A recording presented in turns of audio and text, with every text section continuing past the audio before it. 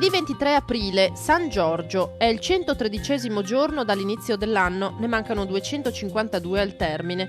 Il sole sorge alle 6:13 e tramonta alle 20:09, la luna si leva alle 9:59 e tramonta a mezzanotte e 8 minuti.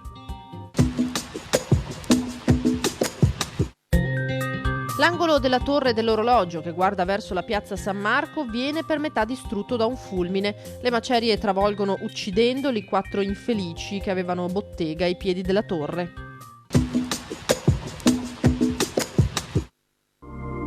Le previsioni per domani: nuvolosità irregolare, più consistente nelle prime ore sui settori orientali, alternata a schiarite.